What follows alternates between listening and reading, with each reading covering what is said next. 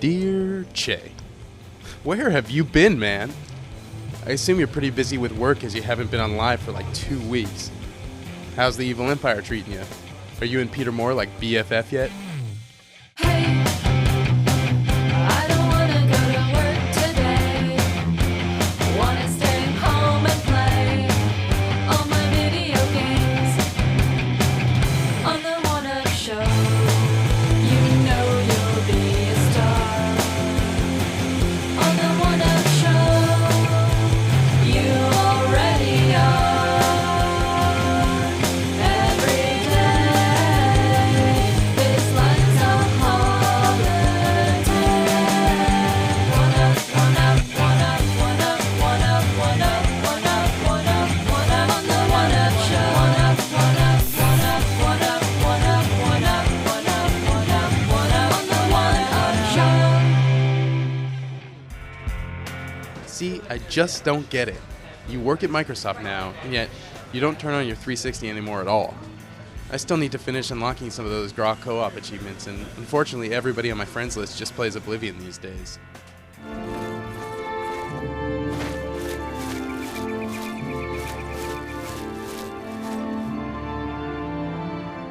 2 weeks ago, everyone was playing GRA. Yeah. But now, every time I turn it on, it's nothing but Oblivion, and every message in my inbox on live is, "Oh, have you done this bit yet? I just got to this bit, it's really cool." And it's just like, it's just taken everyone. And I don't like this kind of game normally. I mean, I didn't get into WoW. I don't like normally like the sort of medieval thee and thou nonsense in this kind of thing, and Western RPGs are particularly guilty of it, and you know, it all gets a bit kind of,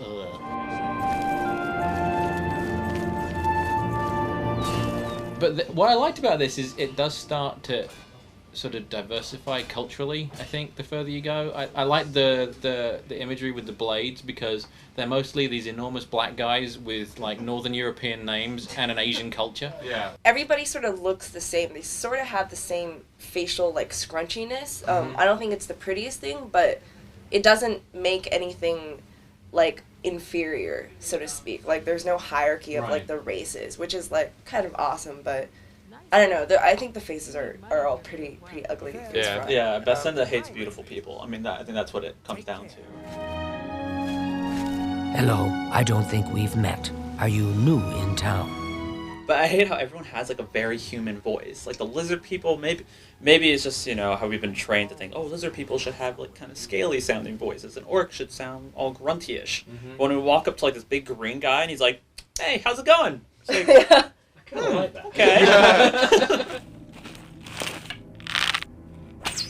Indoors, like when you're in a dungeon or just in a shop or something like that, 360 and PC, you can put them side by side. They'll look identical to me. But the second you get outside, the second you get in that overworld, it's the PC by a mile. I mean, it's not even funny how much better the PC version looks.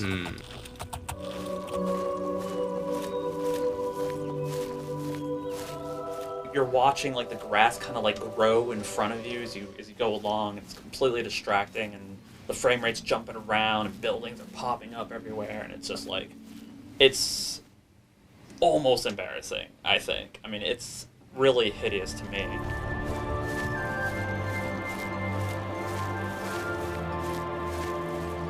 I don't know. I was so blown away by that scene really early on when you step out of the sewer and you go from that. The whole gameplay up until this point has been really dark and really sort of very confined, and you step out and then suddenly the world is there and it's like, oh.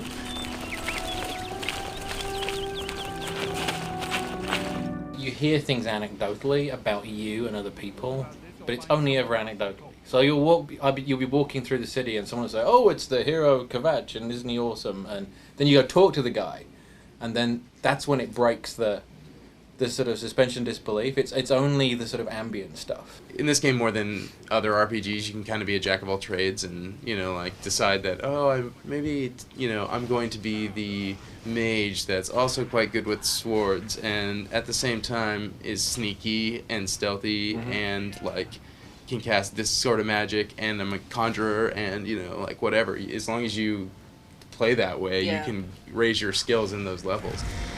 Whoa! Take that! Oh! I think, especially with magics and spells, it's sort of is the puzzle aspect of the game. It's like the problem solving. Like, okay, I'm in this situation. What do I have, and what magic can I use to, like, you know, get the best of it? And it's like, it's really fun to me, just like that little one aspect of it. I was like, oh, I wish I can see in the dark, and I wish I can breathe underwater, and I wish I can, like, be invisible. I was like, oh wait, I can do all those. Every time you start down a path of learning something, it's sort of handing everything to you without giving you a tutorial. It's just giving you enough information that, so it struck me all the way through that it just sort of respects you. Yeah. More than most games. Mm-hmm. It's like treats you like an intelligent person that understands how games work without sort of holding you by the hand or making something too difficult.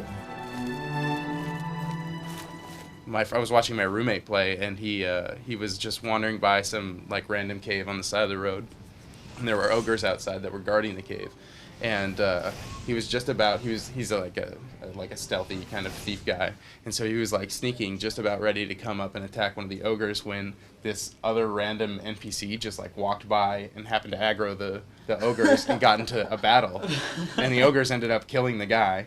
And so he went up and looted the corpse and checked the guy's name, and then went online and checked like a fact to see where he was. And sure enough, he was like some guy that was supposed to be in some city and give him some quest, but he was on his random AI route through the world and ended up getting killed. That's so crazy.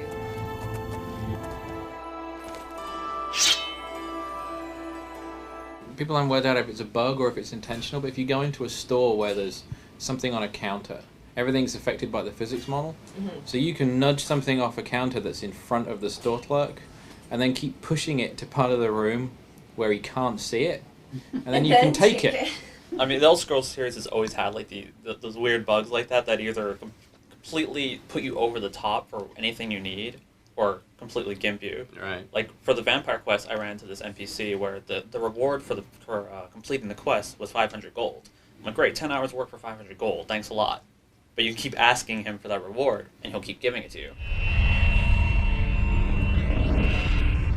I can't put any other game in my 360.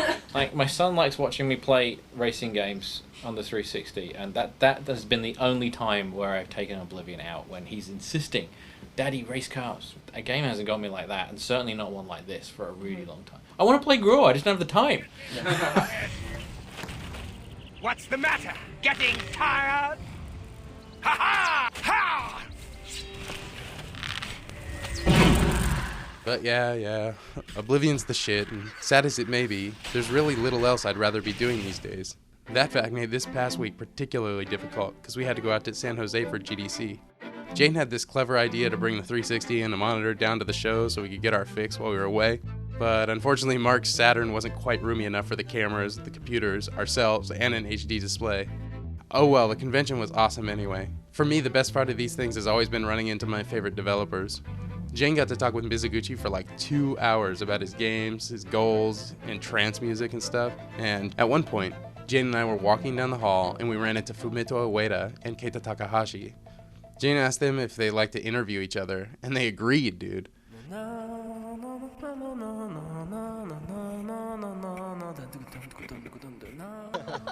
僕今ちょっと具合悪くてあんまテンションが高くならないけど。OK、私も。じゃあ短くします。Cheers。僕はそうですね。でも何個かセッション見たんですけど、どれも良かったんですけど、あそこにある何でしたっけ、プレイアブルのゲームが良かったですね。なんか小さいインディペンデントなゲーム。やってみます。ケイタさんのゲームデザインチャレンジは見ましたか？見てない。とても面白かった。面白かった。ハートいっぱいあって。ハート。ラブの。後でこっそりその資料だけは見せてもらいます。カタナリとシャドウと両方ともなんかラブが一番大切なものかもしれない。ああ、そうですね。シリアスなラブとコミカルな軽薄なラブ。You didn't think about games as art specifically, but I think a lot of people consider some of your games to be art. Oh yeah? Yeah. I wanted to make it the game. I want to make it entertainment. I love very artistic approach, and I got the inspiration from the art. But I always seriously, I want to make a game. So 今はまだ言えないっていうまだ言えない。新しいプロジェクトそうそう。そうそうそれなんかヒントをくれましたんだけど、もうちょっとアイディアがあれば。アイディアその塊と同じでアイディアを言ったらそのゲームのことが全て分かるようなものだからもうちょっと秘密にしておきたいなまあ言いたいんだけどで上田さんもなんか新しいなんか悩んでいらっしゃる。そうですねでもいくつかあるんですけど今はそのどれにするかっていうのを考えてるところですねすごいねいくつも出るタイプなんですかいや急には出ないけど前から作りたかったのが何個かあるので俺1個しか出ないんですよ1個出てそれしかなくてそれは1個しか出ないんではなくていっぱい出てるんだけど自分の頭の中でダメ出しして NG にボツにしてるものが膨大にあるんじゃないかなと思うけどアイデアだけはたくさんあるでしょきっとでもそれは面白くねえじゃんっていう I mean, 99 Nights, it seems like it's sort of a different project for you. this is a fighting game. This is a war game. So that was the big challenge to me, war game. So But didn't you say at TGS, I think you said something very interesting. You said this is a war game that I hope will let people think more about peace, right? yeah, it's not peace, but I say justice.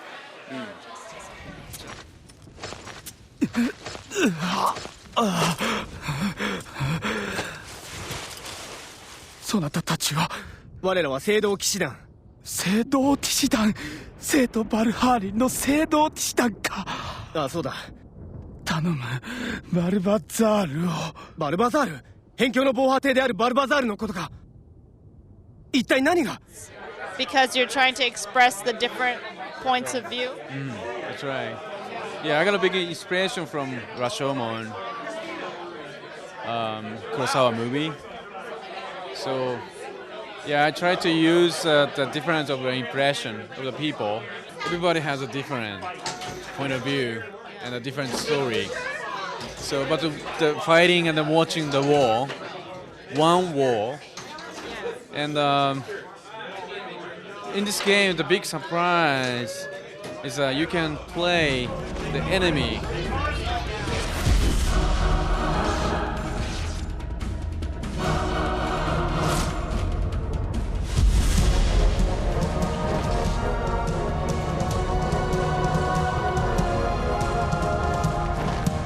Yeah, this is a big challenge.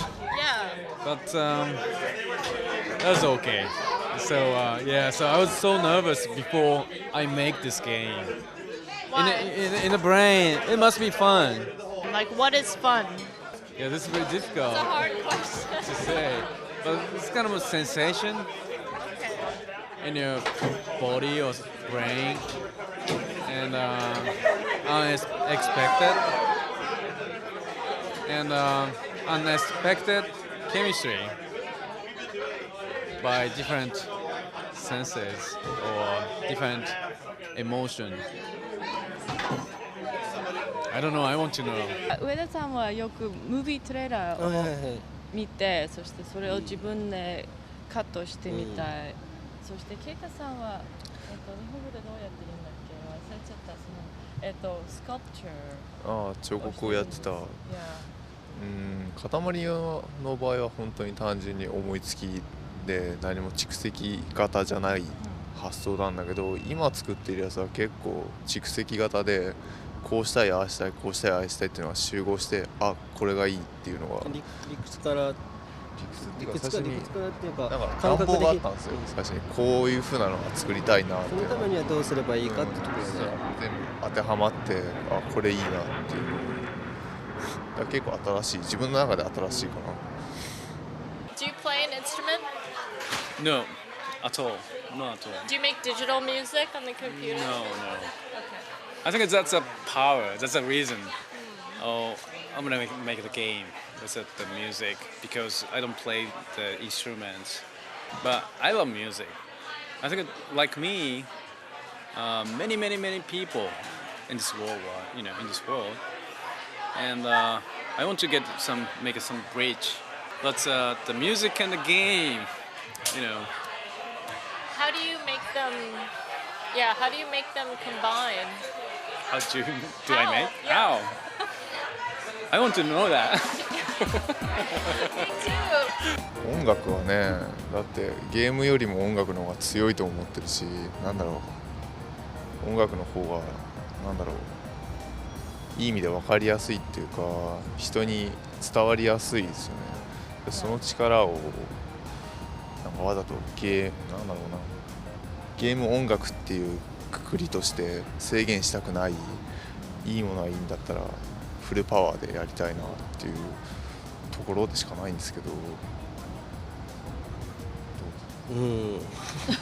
そうですね。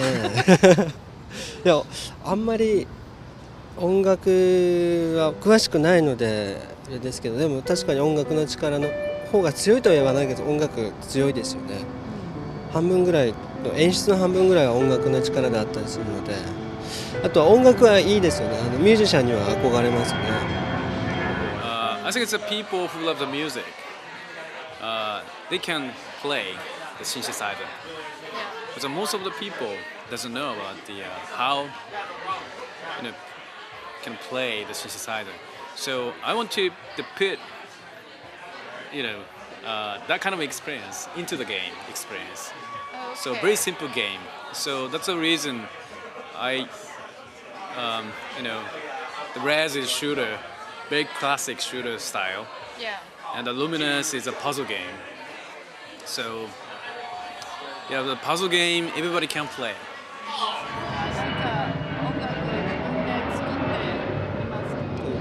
いや、作ってはないですけど、いいなと思いますね。何がいいかっていうと、すぐ人の前でプレイして自分が何ができるんだっていうのが伝わるのがいい。あと本当に言葉関係ないでしょ。だから音楽とかスポーツっていうのはすごいなと思いますよ。あとかっこいいですよね。音楽ね。パフォーマンスとしてもかっこいいですよね。一番かっこいいインストゥルメントは何でしょうか。ギター、ドラム。ベースかな。ベース渋い。一番低いの。ベースはやりたいですね。まあ弾けないけど。Yeah, it's like my life work to make an interactive experience between the game, the visual and the sound, music. Yeah, I like to chase the another aspect. Like I'm really interested in emotional something. 音楽のようにゲームも作れたらいいんですけどね。作曲するようなぐらいの期間で作れるとか、そういう風になればいいなと思いますね。その時の自分のテンションだったりとか思いつきだけですぐ形にできるような。どうしても長い期間がかかってしまうと、最初の思いついた時のテンションみたいなものがどんどん低くなっていってしまうので、できるだけ思いついた瞬間にすぐ形にできるような環境に早くなってほしいなと思いますね。なるかどうかわからないですけど。If I have some opportunity to work with the Western developers or European artists, I want to try. アメリカ、欧米の、ゲームってどうですか？どういうイメージ？昔は大雑把だなとか派手っていうのがあったけど、今はだんだん日本に近づいてきてるし、日本もアメリカに近づいてきてるような気がしますよね。つまんないってこと区別がなくてなんかあんまり特色がなくなってきちゃってるのかな。いい意味でみんなまとまってきてますよね。すごいよくできてるようになってきてるけど、逆にそこで特色がなかったりとかするような気はするけど、だからってそれを非難できるわけもなく、そうですね。ただその僕はあれですね、やっぱり海外のゲームの方が豪華に見えますね、ゴージャスに。日本はなんですか、もう少し料理っていうと薄味な日本食に近い感じの印象で、アメリカのゲームとかヨーロッパのゲームっていうのはもう少しこうなんですか、味が強いというか、まあ両方食べたくなるんですけどね。どっちかが好きってわけじゃないですけど。味がちょっと違う。でもとってもありがたいです、本当に。初めてです。あ、そうですか。今。いやいや、そうじゃなくて、こういう形式でやったの。もっとやりたいんですけど、私は。で、私だけ話すことはつまんないでしょ。ね、まあでも2人だけで喋ると、あれだよね。放送できないというか。どうして？危険な会話になってしまうので。脱線していきますよね。ありがとう。ありがとう。ありがとう。毒舌トークになってしまう。Do you have one more goal? One goal that you want to accomplish before you are 80? I want to swim in outer space. It's a really nice music and like this. Oh, yeah, simple trance experience. Yeah, very simple. Of course, the conference had its highlights as well. Will Wright's stuff is always great. For example, in fact, I mean, people are always saying, "Oh, come give a talk at our school or this or that about game design." And so I talk about game design and game design. I'm kind of sick of talking about game design, actually. So I thought I would talk about something quite different here today instead.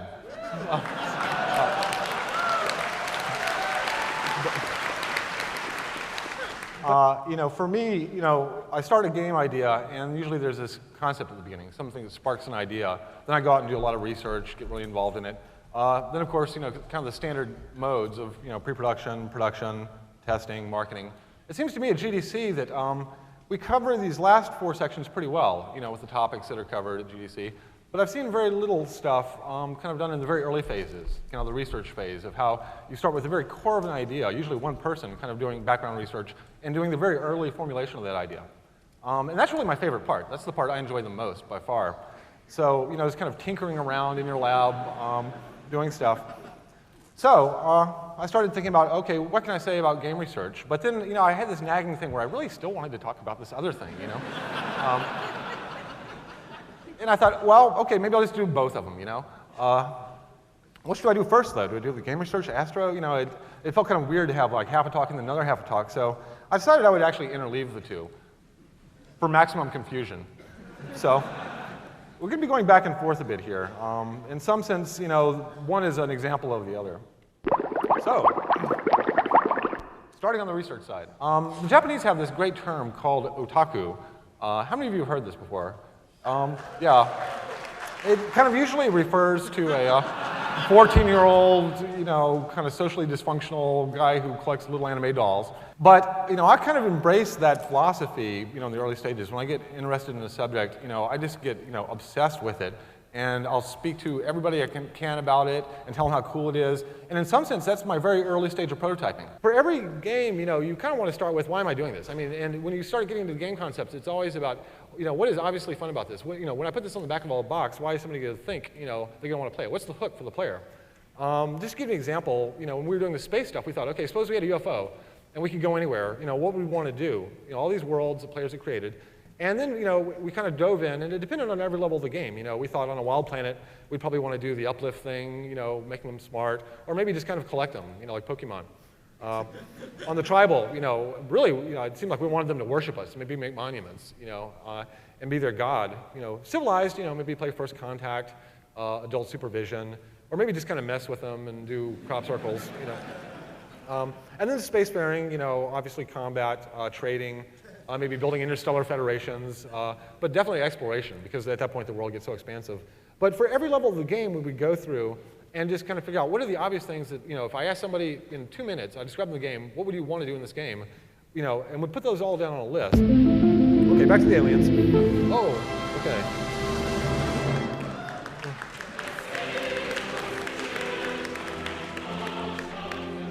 I didn't get a chance to do this last year.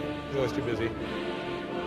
But yeah, this is totally off topic, by the way. I mean, this is as off topic as you can get. Okay, back to Drake's equation.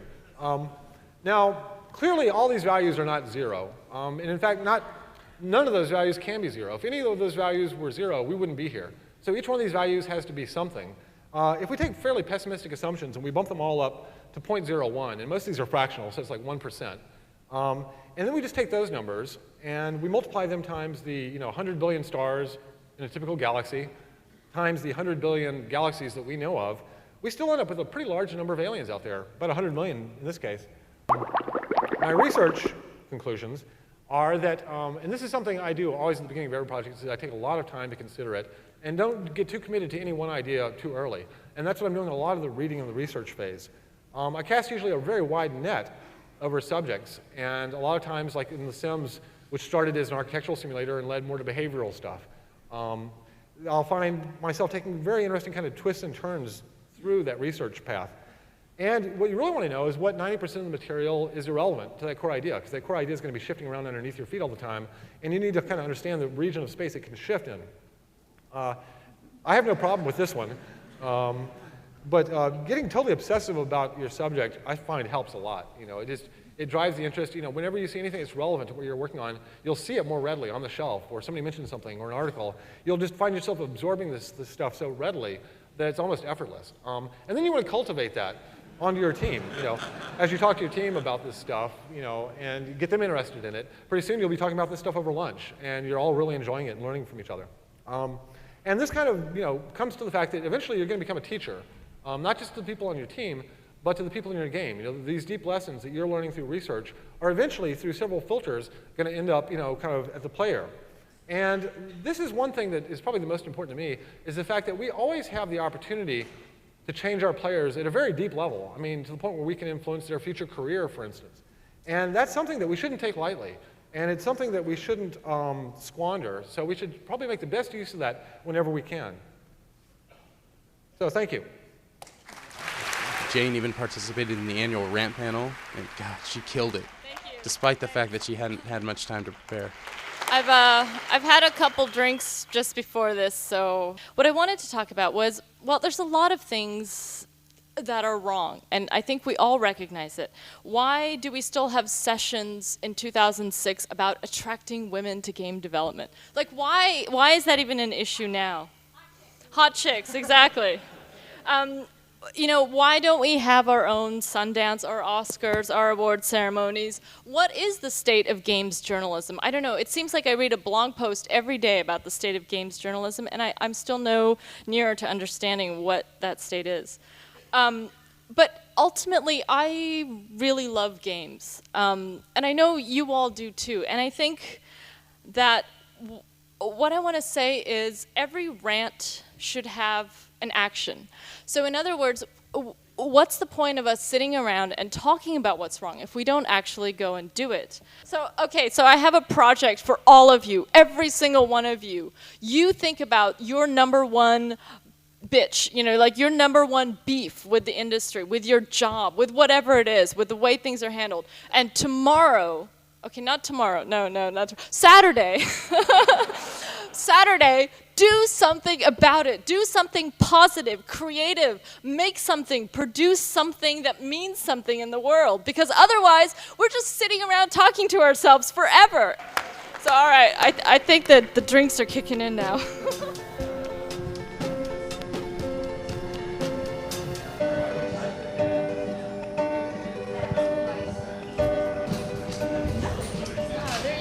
Hey, what's up? Hey, what's up? What you doing? I'm just writing a letter to Che. Emails. Oh, yeah? Oh, emails? Yes. Yeah, I haven't heard from him. Me neither. It's been a while. Ask him if he's found any decent Mexican food in Seattle. Yeah, right. That's what I wondered about. So are you ready to get some dinner, speaking of Mexican food? I am, I guess. Let's, you want a coffee or anything? You just gotta run by my place and pick up Kim, and then we'll head out from there if that's cool. Yeah. All right, let's go. You get a chance to play that Brain Age thing yet? It's way more fun than you'd expect it to be. I'd like to introduce Bill Trinan from Nintendo of America's localization team, a person who has spent months with the brain age. Good morning. We do have some fun festivities planned with us today. Mr. Will Wright, ladies and gentlemen. We have to compete with you. These guys haven't actually played the game before. So when I count down to 3, we'll walk up and hit the button. 3, 2, 1, go.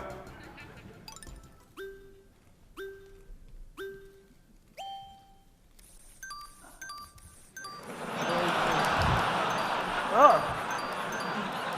Oh.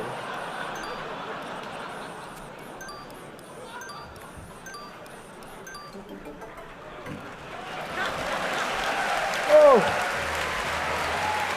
Did you do this? I think we have now discovered people who are determined to improve their brain age. And of course, that is the secret appeal of this game.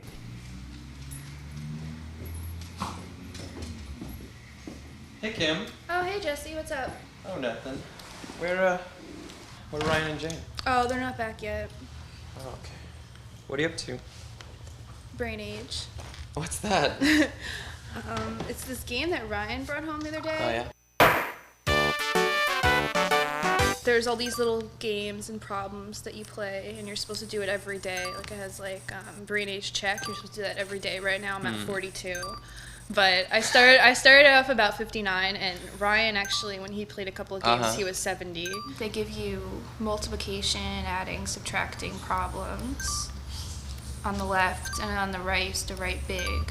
The answers, and you have to go as fast as you can. Oh my gosh.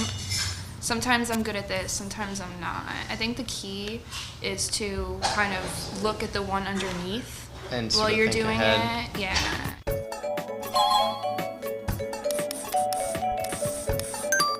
There's a reading out loud one, Okay, that would which be I better did for once, me. and basically it goes on both screens, and you just sit there and you read. And I don't really think they're taking too much in from what you're saying, but basically when you're done, then it will tell you, you know, what age you are, or, you know, how fast you're going. So that's another one. That's neat. What else? And then last time I did it, I only did it once, but it was Charles Dickens. Oh, this is the best. Usually when you start, they have this picture thing. Dragon. Oh my god, hell I totally yeah. want to try this. A dragon. Wow. Hey, that's pretty good. I would love to be able to draw a good dragon, but it's kind of getting me angry because I know that it's not going to be as defining feature. Do you find that the drawing part is more frustrating than the actual? I love the drawing part, yeah. but I like drawing a lot. So I kind of wish they had, maybe at some point they'll come up with another version where there's more drawing. Can I take a look? Yeah. God, what are you supposed to? Okay, with this one. Yeah, tell me.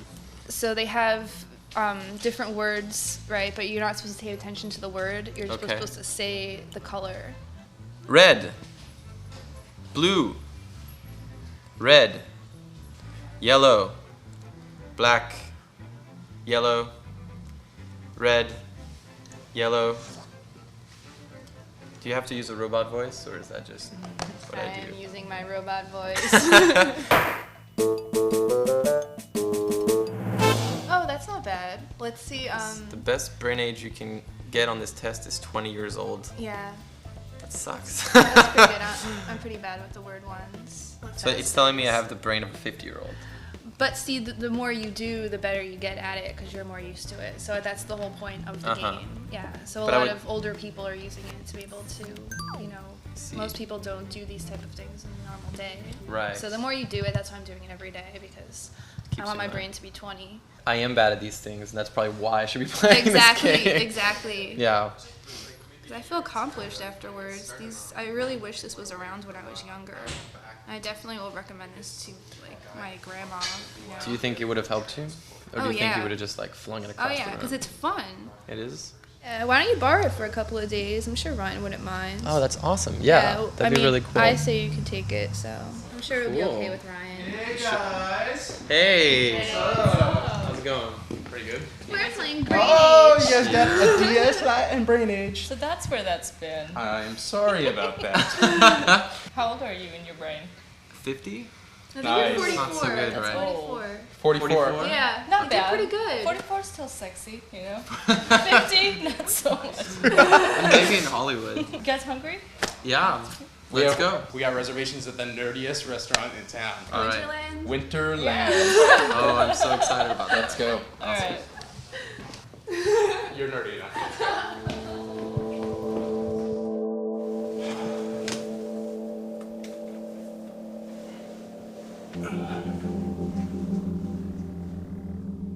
Well, dude, I hope all is going well, and dude, you gotta find me on live soon. There's so much we need to be playing. Anyway, I'll catch you later. Ryan.